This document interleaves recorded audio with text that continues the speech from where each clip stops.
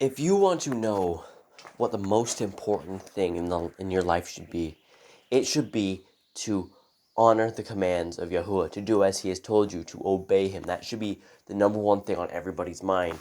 And it goes in Ecclesiastes, or Koheleth in Hebrew, and Solomon wrote Ecclesiastes. This is during his time of sitting after he's done. He's like, everything is useless in this life, and then he goes on to say there are good things in life. But then we get into Ecclesiastes 12 verse 13. He goes, let us hear the conclusion of the whole matter. Fear Elohim and guard His commandments. This is the whole duty of man.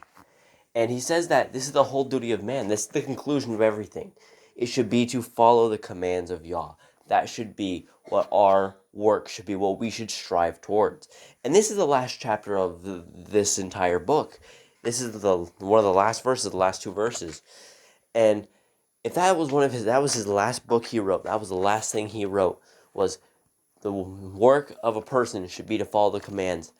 Why would he get rid of it? Why would Yah throw it away? He would not throw his laws away after having all these people be exiled for not following them, and having all these sins happen, and them having to go through many trials and have forgiveness and run through it several times, and then have many people write about it and say, this is the most important thing in your entire life, just to throw it away. That's insanity. When you say something's the most important thing, you have a child, you go, this is the most important thing in my life. You just don't throw it away. You just don't neglect it when you say it's the most important thing. You keep that thing. You raise it up. You work hard to make sure it is successful. And it should be the same as our lives with the Torah. We should work on it. We should grow in it. We should make sure we are successful with the Torah. We should make sure we know it by our hearts. And that is what the most important thing we should do. So that, in conclusion, should be our lives. Are we living the Torah? Are we doing as the Torah has told us?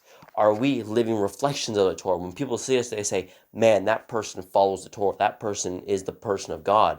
That's the person that is following everything Yah has told him to do.